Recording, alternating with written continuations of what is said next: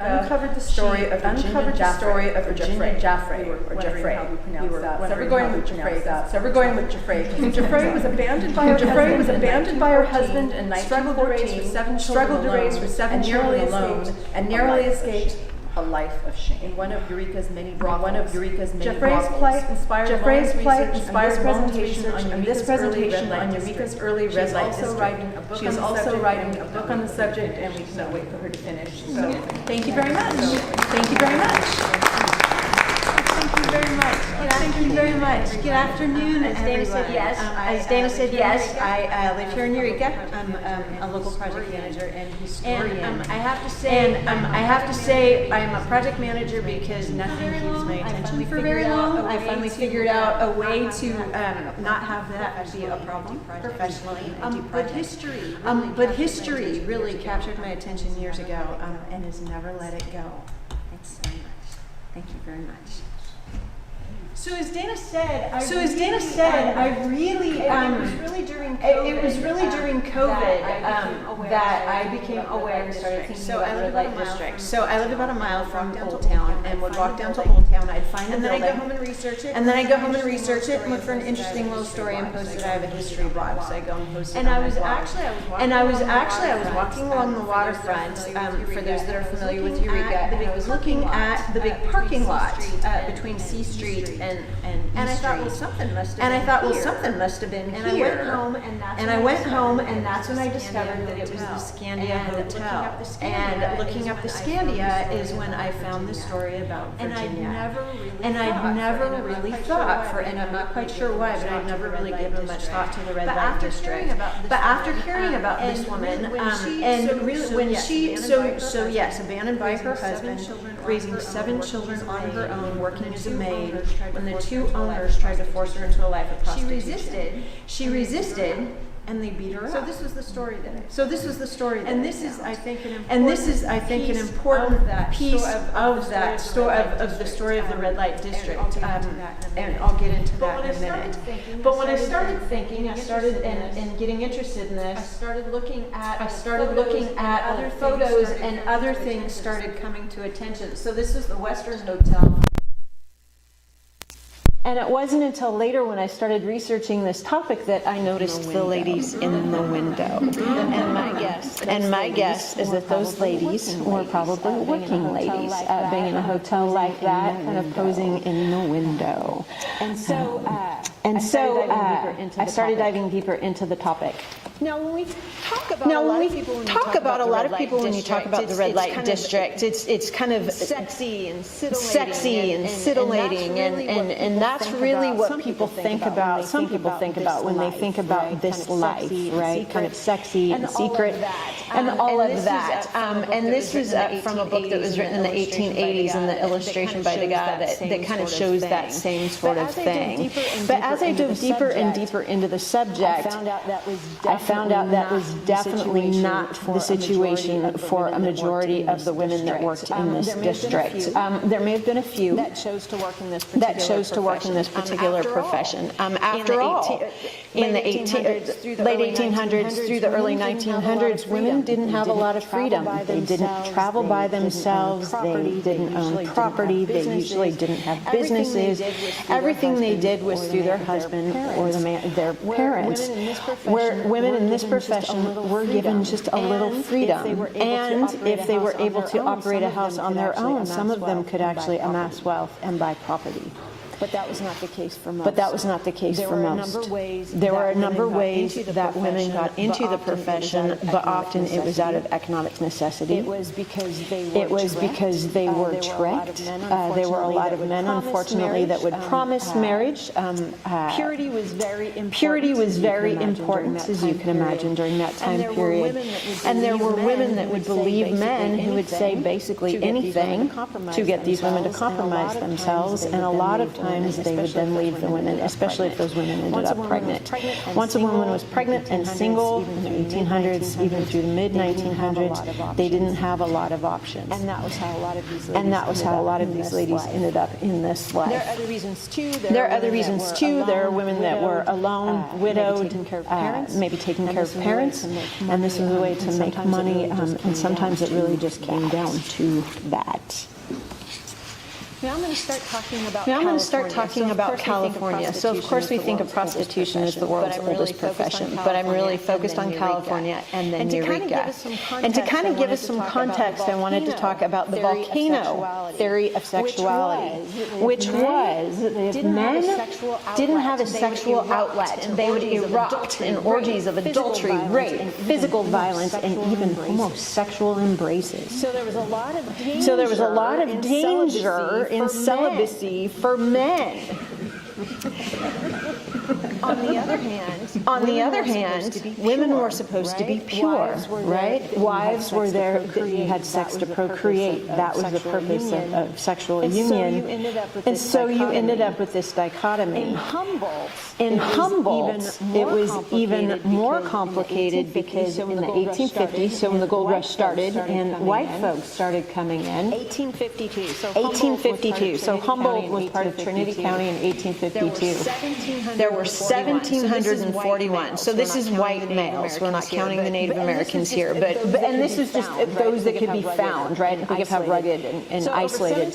So over 1,700 males found in this area in 1852. So that gives you an idea. Right? All these males, the danger, and so you can imagine, that there was opportunity here for ladies who were in that particular profession. And so Eureka. I think I skipped one here. Hold on. Oh, yeah. Okay, whoops. Sorry about that.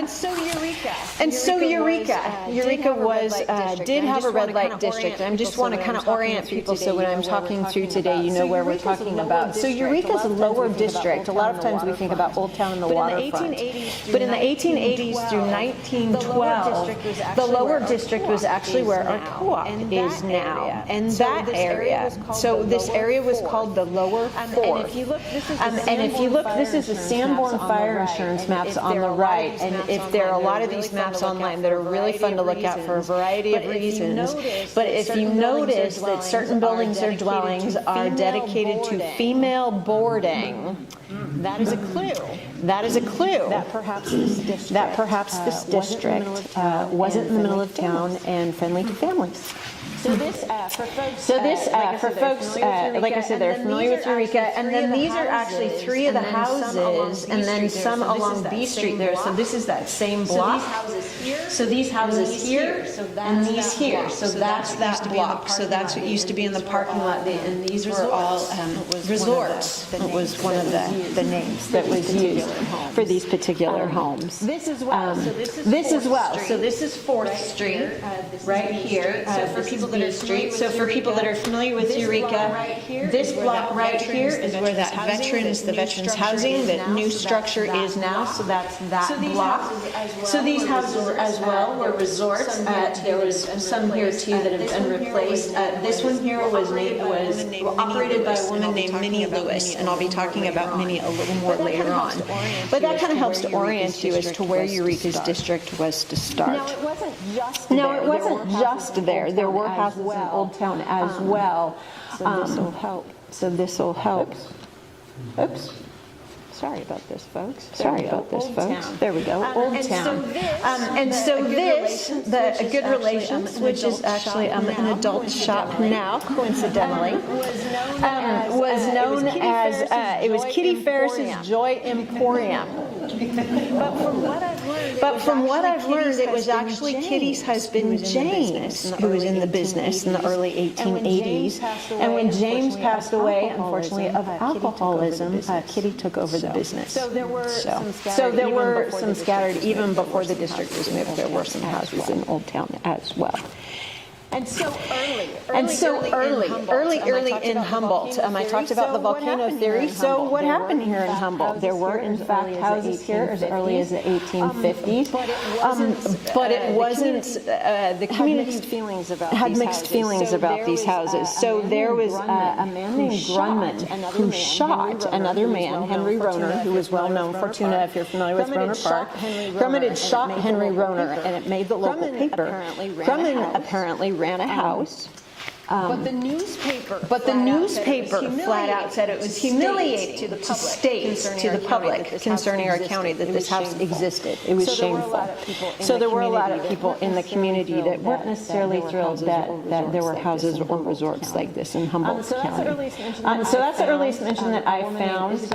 A woman named Isabella Kingsley, though, was allegedly running a house in 1856, though there were 3 male witnesses who said, no, that's not what that house was for. That's not the kind of business she's got.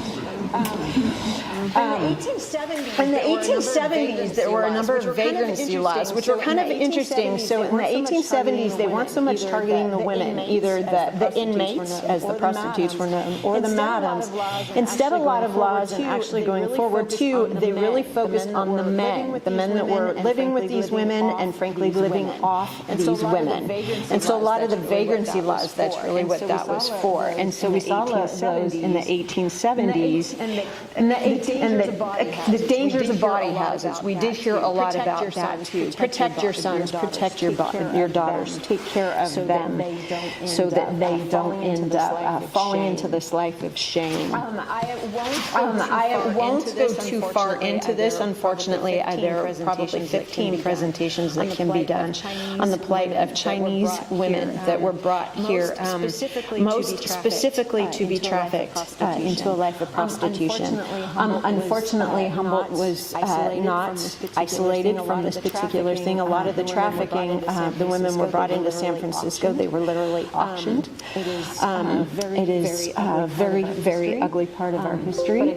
But I think it's really important to talk about. But they did not just stay in San Francisco. In fact, there was a woman named China Mary, and I first found her reference operating an opium den in Eureka in the late 1870s, early 1880s. And honestly, initially, I was hopeful that somehow she had escaped, the life of prostitution, and even if running an opium den was the best thing to do. But then I ended up finding her. She ended up with syphilis and passed away with syphilis here.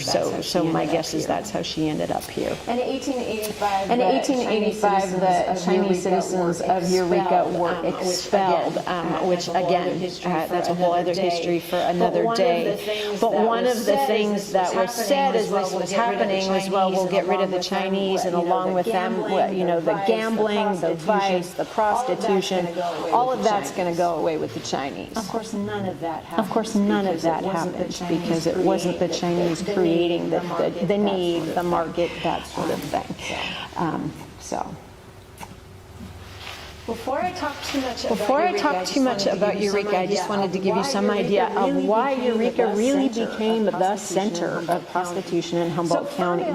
So Ferndale had a house on the hill. It was also known as the cottage on the hill. It was between the two cemeteries, and it was known as a house of prostitution. In 1892, a woman named Edna Gardner started building a house in Ferndale, and I had a little pointer here. This is the Methodist Church. So this is Ocean, and this is the Methodist Church in the cemetery for folks that are familiar with Ferndale. And she started building a house right there, next to the town hall. As you can imagine, a lot of folks in town weren't thrilled. There were ladies in town actually that gathered the night that construction started with a horse and a rope, and they literally undermined one corner of the house before the constable showed up and stopped them. She was charged with running a house. Of course, the house wasn't done, so Edna Gardner finished building her house. But in May of the following year, it burned down, along with the town hall next door.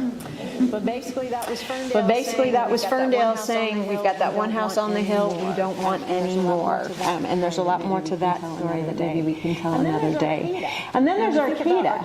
And we think about Arcata being maybe a little more progressive, maybe a little more tolerant. But there were two women, I believe this is 1902, Irene Manning and May Roy, that tried to set up a house of prostitution. And there was a man named William Lindsay. Unfortunately, I know William Lindsay from my research on the Indian Wars, and William Lindsay had no problem killing Indians, literally. But he had a problem with semi-nude or nude women in their own house where he might see them. And so he issued complaints, he fought and fought and fought and ended up getting that house shut down and the women driven out of town. Minnie Lewis, who I mentioned, had that house on the corner of 4th and C. She was very entrepreneurial. And so she tried to set up a house in Arcata. And you folks that are here in Humboldt may recognize that house. So that's at 10th and F. And then he set up a house of prostitution there. But again, the citizens of Arcata were not having it. They filed injunctions. Basically, they shut her down and drove her out of town. So she continued to operate in Fortuna for a number of years. Eureka didn't work. Arcata didn't work. Arcata didn't work. Eureka did. Eureka took a very different approach. So in 1885, there was a morality ordinance passed. So, still trying to protect the good people of Eureka, sons and daughters, that sort of thing. The morality ordinance prohibited people from going into houses of prostitution, working in houses of prostitution. It also prohibited vulgar language and other such things, really trying to protect the folks. And I'm not quite sure why yet, but by 1896, an ordinance was passed that said no police officers can be in a house of prostitution while they're on duty. So a bit of a shift. Basically, okay. This is going to be here. We need to control it maybe just a little bit. So that was 1896. By 1900, they were raiding the house. Everybody knew they existed. They were in that lower district that I talked about. And police officers, law enforcement was starting to raid the houses. Sometimes the women would be arrested for being a prostitute or a madam, but often they were arrested for selling intoxicating liquors without a license. That was the focus of their arrest. It brought some revenue into the city and kind of put the ladies on notice. In 1901, there was a city councilman who just proposed taxing the women every quarter. If the women were going to be here, if the district was going to operate, let's just see if we can make money off them. That did not pass.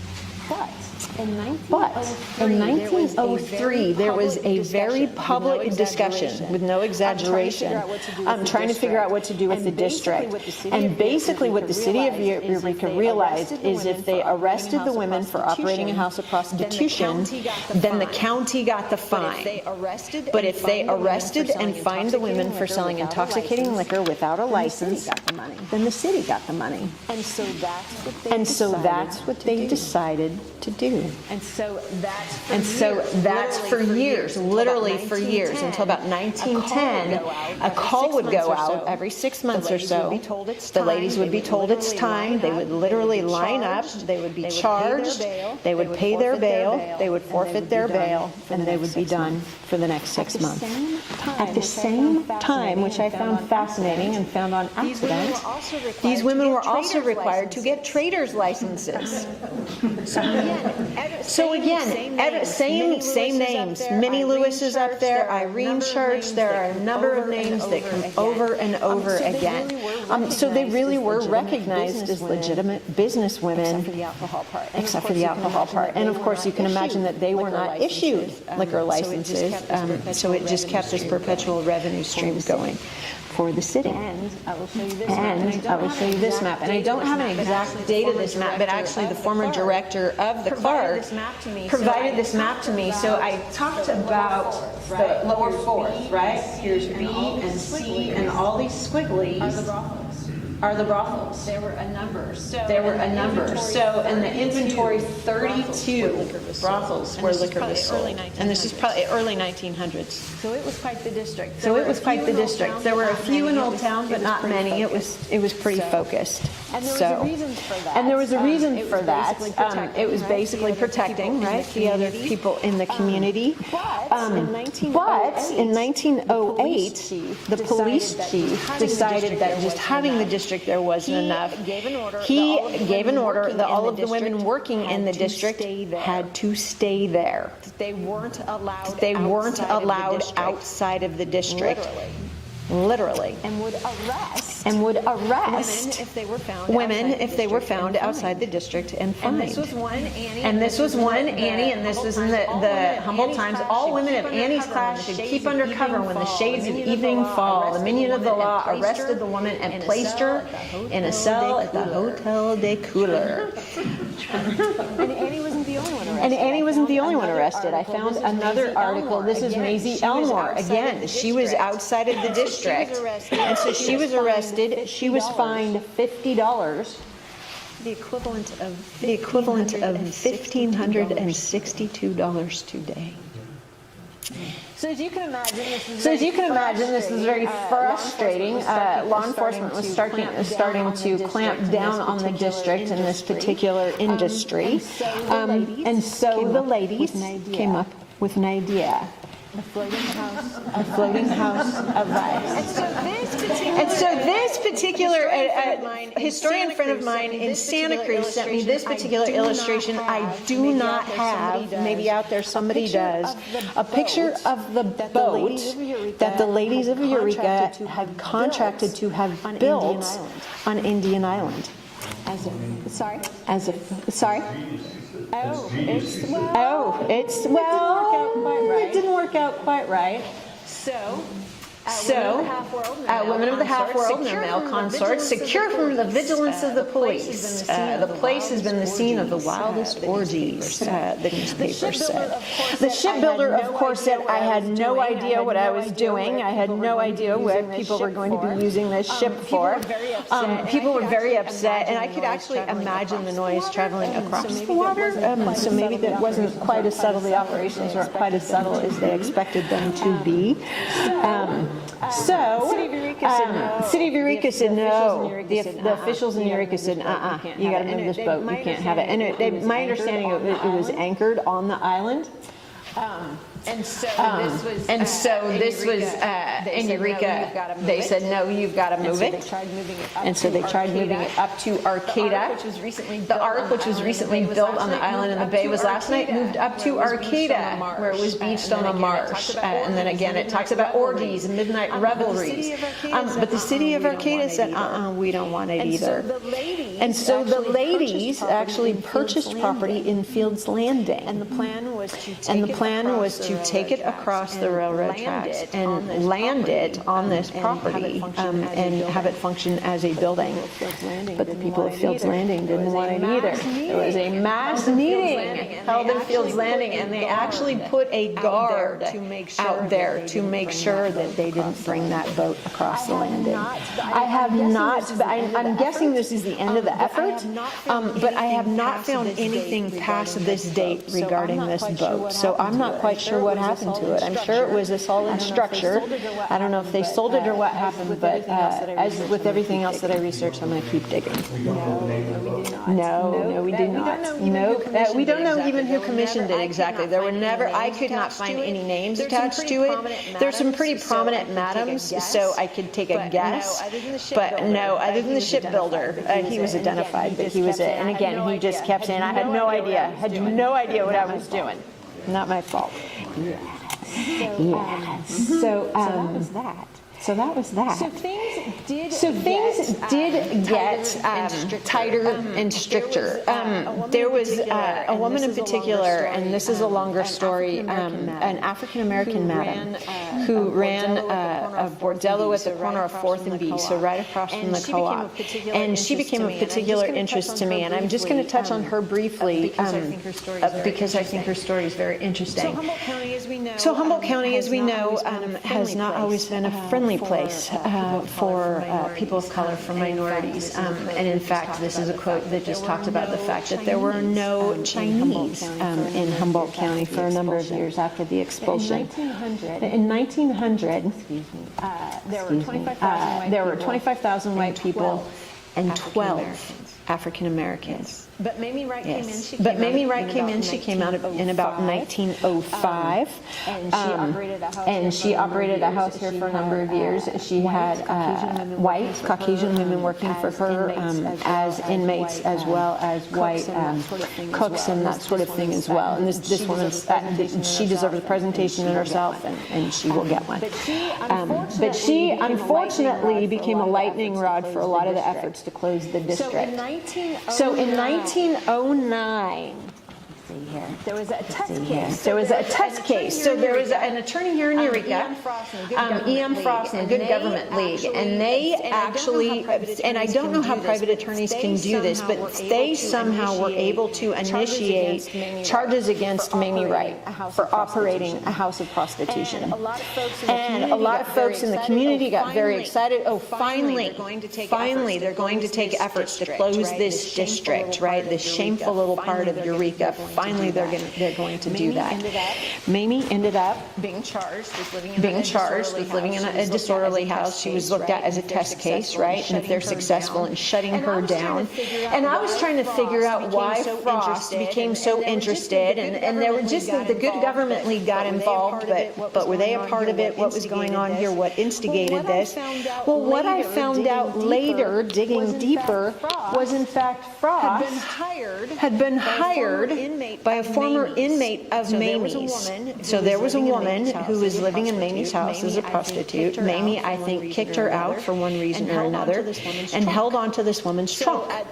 So at that period of time, clothes were very valuable, other belongings were very valuable. And apparently Mamie was holding on to this woman's trunk because the woman owed Mamie money. There was a dispute about this. And so Frost initiated this entire thing so that Mamie would be arrested. The other women in her house would be arrested, meaning the house would be empty, and he could get his client's trunk back. Later, he ended up representing Mamie. So it had absolutely nothing to do with closing the district. He literally just had Mamie arrested to get her out of the way so he could get the trunk for his client. So there was that. Unfortunately for Mamie, she came into the spotlight again. Well, in April of 1912, the city began specifically targeting African American madams.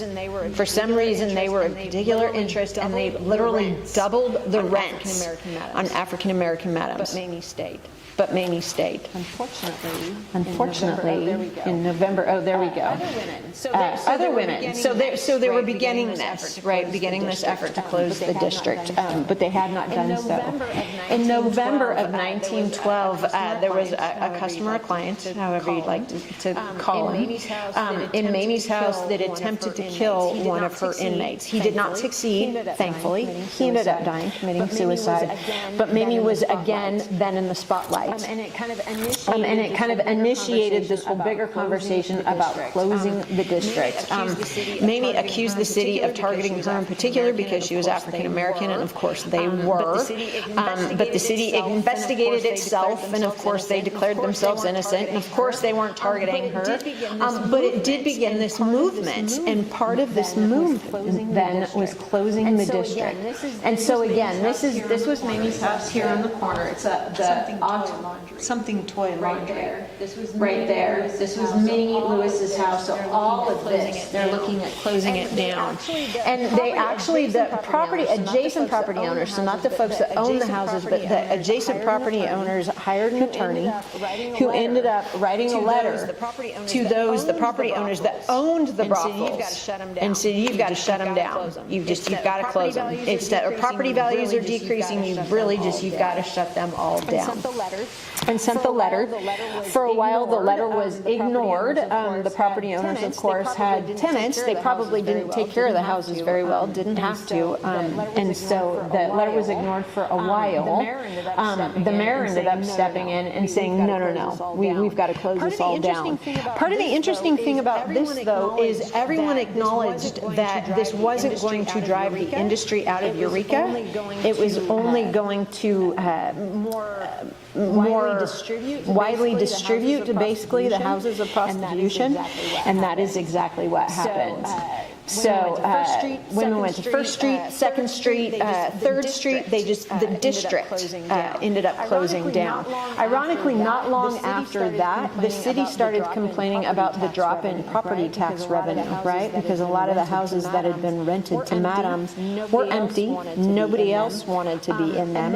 And then the surrounding property owners actually said that their properties weren't worth as much, and they needed a drop in the assessed property value to save money on the property taxes. So in some ways, it really backfired. Mamie, as I talked about, and I know more about her than anybody else just because she's been a focus of mine. She ended up running the Pioneer Hotel. She was accused in 1915. She was accused in 1915, and this is where it was. So this is First Street here. She ended up being accused of running a brothel, and in fact, I think she was. It was what was called a $2 house. So customers would come in $2, and there was a 50-cent bed fee. So that's what Mamie did until 1916, when she was charged with running a house of prostitution, and she ended up closing her house down. But that in 1916 started an effort to abate the other properties. Again, Mamie just kind of, she seemed to be kind of the lightning rod and to spark other efforts to close the district. And so in April of 1916, the police, and this was, there were a lot of communities throughout California and maybe throughout the country, I really haven't looked too much yet, that were looking at closing their districts. And so this started that. They were using the Abatement Act to force, if there was a property being used as a house of prostitution, the property owners could be forced to close that property and keep it empty for a year. So they lost that revenue for a year. So it was kind of a big deal. By June, the rooming houses, as they were called, were closing up. And this article actually said that half dozen of the women appeared at police headquarters and asked for one more day to move out. So as far as where all these women went, I don't know. I mean, a lot of them were forced into the life and really didn't have other skills. So that's something that, of course, as I keep going in my research here. But they looked at using ordinances that were used in other areas to keep those houses closed. And by June 19th, it was a clean bill of health. The city was cleared of houses of prostitution, but of course that wasn't true. And I'm only going to touch on this guy. A gentleman named Fred Weaver actually operated a number of houses of prostitution with his wife, Annie Weaver. And if folks are familiar with Eureka, this is the Waterfront Cafe. And so this is a well-known brothel. This is what it looked like at some point there. And then the Weavers actually also operated a laundry, and that was probably a place where they recruited some of the ladies that worked for them. Sorry, you see that. They tried to use the red light. They tried to use the Red Light Abatement Act, but the Weavers, at least for a little while, just ignored it and just kept operating. So he was one of those kind of guys. Eureka still, they were working hard to close down these districts and these houses. But of course, as we know, the professions never really stopped completely. And I was actually talking to somebody about this. So in 1925, more abatements, right? So that was 1916, 1917, 1925. The city tried again, and this might be interesting to some folks. So these are the names of some of the property owners. And somebody brought up Pine Street, and I couldn't remember. 1449. So I'll have to look that up. So it's not listed in this particular list, but they started listing the properties in the paper. I think is a deterrent for property owners that were running these. Sorry? Which one? Which one? I was just telling her the third one down. 707. Third one down, 707 2nd Street? Mm-hmm. So you'll maybe recognize some of the names. Perot, Adorny, Owsley. So anyway, so the city kept trying. And this is just one of the ladies that ran one of the houses in Eureka. So I did have a conversation today about this next situation. So again, the city kept trying to shut these houses down. Of course, things just changed, right? Because the industry does not go away. So this is Ruby Sherman. So Ruby, this is about 1929. She was actually in a detention home when a brother and sister actually got her out specifically so that they could traffic her. So this is Clarke Foster. And that is his sister Mandy. And so they ended up, at least they were identified as trafficking this young girl. They were prosecuted, but they were not incarcerated for long. And in fact, in 1940, Mr. Foster there was still trafficking young girls. Sorry? That I don't know. The Foster from Freshwater, that street, the guy that donated there, is their grandfather. Yeah. And you have to fill for poor Ruby there. So this is one more story. And this one broke my heart. And I actually found this picture. This picture was published in the North Coast Journal when a number of mugshots were found accidentally and given to the Historical Society. She just struck me. Her name was published, and it was Janice Nilsson, and it was spelled a little funny, and I couldn't find anything about her until I started doing this research. And in 1929, there was a woman named Minnie McCoy who was actually murdered in the Eureka area. And there was a witness who saw Minnie and a man having an argument in that area before she was killed. He was a guy that owned a garage here in Eureka. And this woman apparently heard that he, as a witness, was in danger. That she'd heard threats. That she'd heard threats made against this man. So she warned him. She was a prostitute. He said, I have no idea who you are. He was married and pretended not to know her. She was then arrested for being a prostitute. There ended up being an attempt made on that witness's life. He survived, but literally she was arrested because she tried to save this man. But that really goes to highlight what these women faced. They were ostracized. A lot of times they were not in that profession through any fault of their own and would not have been there by choice. Yet there they were. In the profession, as you know, still have women. As I have been researching this, I can't help but see the parallels. Just when it's poverty and abuse and all these things that get people into the profession, still haven't changed. We've got the internet now. Things have evolved, but it's still there, and it's still hard, and it's still dangerous. And even though some of this history is entertaining, and it is for me as well, I do think it's important that we realize this, and hopefully maybe looking at it from the historic perspective can help us look at even human trafficking or prostitution today in a little different and more sympathetic light. And with that, I want to thank you all and see if anybody's got any questions.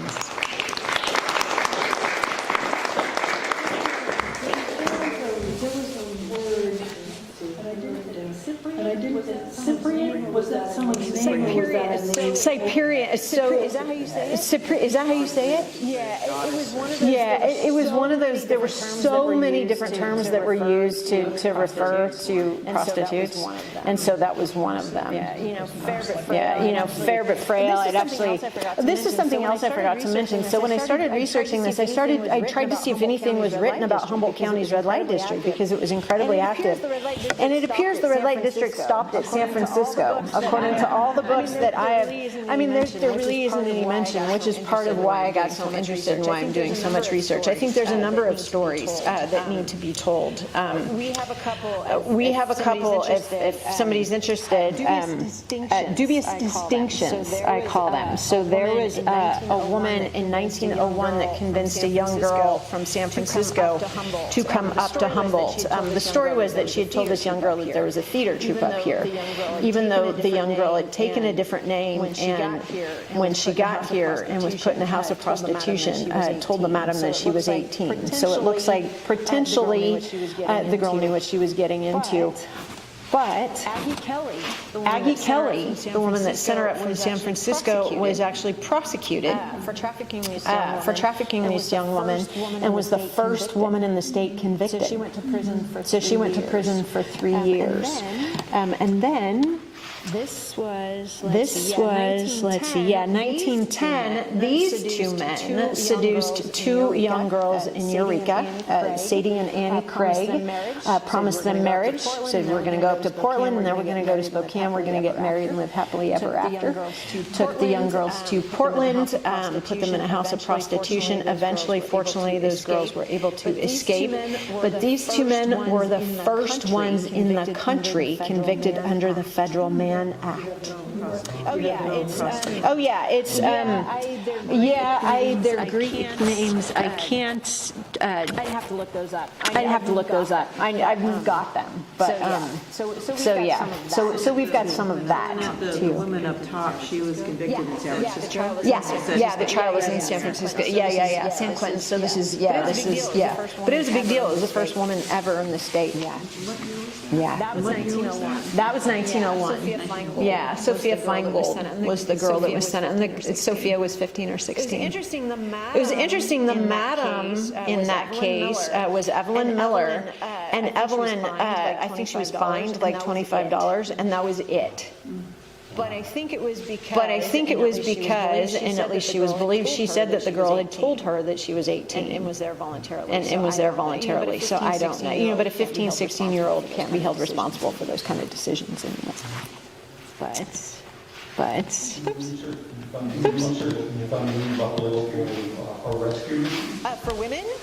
For women? There were efforts. There were women that would come up and talk about that sort of thing. And there was a anti-white slavery movement. And that's in the early 1900s, 1910s, something like that. There were a lot of conversations, a lot of organizations formed to help women who had been trafficked.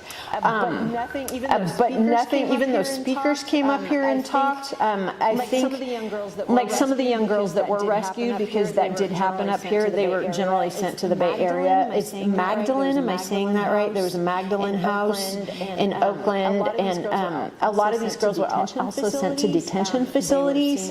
They were seen to just be causing trouble and doing this intentionally, whether true or not. More seen as problems. I think I understand my question. Our local Eureka. The rescue. The rescue mission.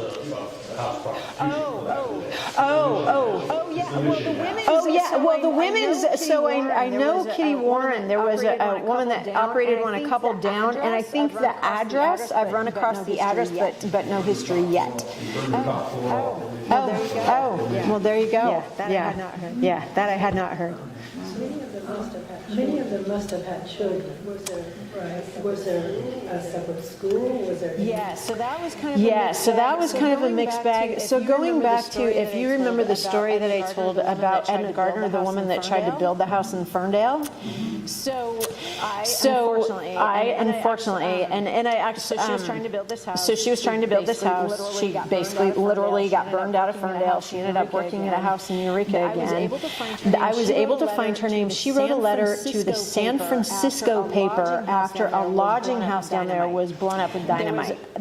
There was a man named Charles Bernard who was injured in that blast. He wasn't killed, but he was injured.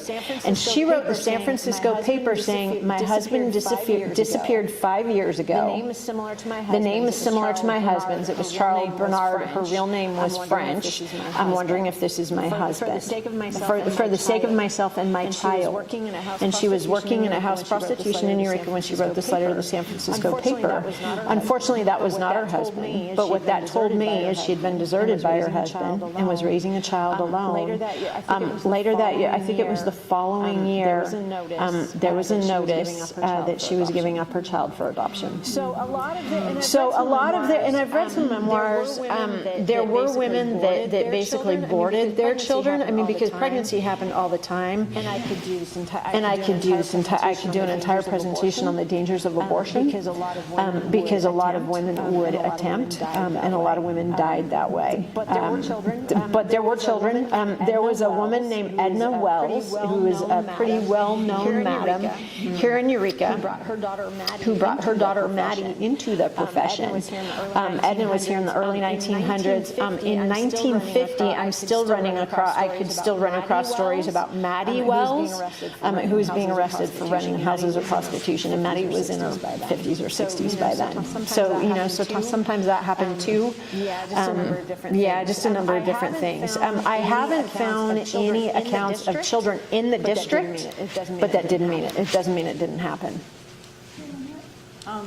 Read a little bit about the boarding houses in Eureka, et cetera, which weren't, may or may not have been, so I wondered if, you probably were able to distinguish some of these by the resort and that sort of nomenclature,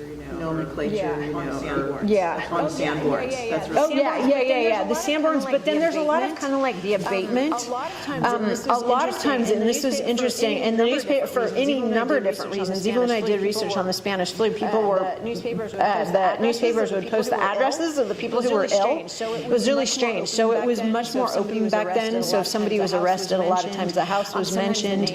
Sometimes the names of the houses. There was a house that was just number 15, and I could tell by the address on B Street where that was, or the Iron Gate, and then there's references other places. So, and just knowing, there was enough mentioning specifically the address of 101 and 109 where Mimi Wright ran her resorts and Minnie's on the other side of the street and that sort of thing. Not many of the buildings, in the lower fourth, there's not much that remains at all, but in Old Town there's still a number that still do. Other questions? So my mom, she's 93, so she was in Eureka. I was born in 1950, so let's say late 40s, early 50s. She said Sundays, I believe, dailies and some of the other department stores were open only for prostitutes. So that was the time that they were allowed to go to town, buy whatever they needed to buy. I haven't done that much research in that time period yet. I've been focused on the late 1800s and early 1900s, but I'm not surprised. And the women probably preferred that too. Because they were judged, the proper women. I think, again, going back to the Ferndale story, there were a lot of complaints in the paper that the women that worked in the brothels had the nerve to go and actually shop downtown, and the proper women were just appalled that they would even be exposed to these women. So it was probably a favor to both. I believe it. And certainly there was a very active district in the 1950s. It's interesting. It almost seems like an extension of sunset laws for other minorities. And their part of town. By sundown. Like that. I had never heard about that with women with prostitutes. The 1908, restricting them to the district and literally arresting and I hadn't, and I've done research. Fabulous. I did. Other questions? Other questions, thoughts, even ideas? I mean, because I'm still doing this research, I will continue to do this research. Made some nice connections today already. But anything else, or stories you think that should be, pursued? Yeah. I know that, like in actual Old Town, there were a lot of hotels and whatnot, like in the upper stories, above the stores. Are there any like proven brothels now? I interacted there because I was hearing people like, oh, these brothels. Well, I actually was able to interview a gentleman that grew up in Old Town. He's 102 now. And when he was a kid, he had a paper route. And he said the papers had come out at 1 in the morning. So the kids, would get the papers at 1 in the morning. And he said Opera Alley was lined, basically the upstairs, the second floors, Opera Alley were all brothels. And the boys would actually compete. Because the women were great tippers. The paper was a penny, and they would tip a penny. And he said sometimes they would compete. He said there were some houses where he just knew to go, and literally you walk up the stairs, and at a certain step, it must have rung a bell or made some sort of noise inside. So then the woman of the house would come and get the paper. So it was pretty specific. And with the addresses, a lot of them are the back, the addresses from the alley and stuff. And I've got quite a few, and especially if you've got something in particular that you're curious about, let me know. I've got business cards that I can pass out when I'm done here. So yeah. Over the Oberon was The Oberon I've heard. I'm always careful because if I have, but there are a million. I mean, I've probably got 50, and over different periods of time. So that's been trying to figure out kind of where the ladies were, and then and who ran the houses. And there were some that owned their house. Well, Minnie Lewis. I mean, not only were some of these women financially successful just in running the brothels, Minnie Lewis actually had racehorses. She owned them. So the woman with the house on the corner that failed to operate a place in Arcata, she ended up leasing a ranch in Rio Dell, where she kept her horses. And there were newspaper stories about the ladies, not only her as a madam, but other well-known madams, piling into the wagon and going to the horse races here in Eureka. So to a certain extent, they were kind of integrated. I mean, it was kind of an interesting thing. But I'm sure, yes, I'm sure. Well, they talk about when the ladies had to line up, right? For when the city of Eureka was arresting them every 6 months. The newspaper talks about the hats and the parasols and all the things that these ladies would wear. And the racetrack. Over by Costco. Exactly. Yes. Yeah. Other, and again I could keep going and going and going. So presentations for another day. But yeah. Any other questions? Great. Great. No, but if you look up, you could always email me and I could send you a link. But if you just, I have like a million old photos on there too. So if you just look up like NorCal history or Eureka historic photos, it should pop up. I will link it to it. It's going to be on YouTube, I guess. And then so I'll link it to it. Yeah, to make sure, so that people. I'm also doing for people who are interested. I'm doing a couple of Ollie classes in July. One is on this, and it's 2 hours, so it'll be more details. One is on what I'm calling Eureka's first opioid crisis. So that's opium dens and morphine and laudanum and the different things that were here. And then the others focused on settlement period and the Indian Wars. So. You mentioned there was one flash and then you said there were others. Yeah, there were others. Yeah, there were others. Mamie in particular was of interest to me. I don't know who's watching, but because she was a badass. She was. She wouldn't. I mean, there was so much pressure for her to leave, for her to close down. She kept being thrown into the spotlight, and she stayed. And it's Yes, I do. Yes, I do. I've been able to try. That's again a whole other story. But yeah, she was in Colorado. Consistently, it appears from census records that she was born in North Carolina. She was in Colorado in the 1890s. Telluride, and then she ended up in Leadville, then she was in Pueblo for a while, and then she ended up here, and she came into the spotlight because she was accused of orchestrating the kidnapping of a white girl in 1907. Which became a really scary. That'll be another presentation. Yeah. So, but there were others. Yeah. But there were others. But I'm thinking, I mean, when rents were doubled and all of that, Mamie may have been the only one by 1908. 1908, 1909. Yeah. Anything else? Anything else? Great. And you'll have my contact info. And you'll have my contact info. I mean, anybody that wants a card, please just let me know, and feel free to reach out. If you've got questions, or again, if you've got clues or names or anything else, I'm happy to help if I can.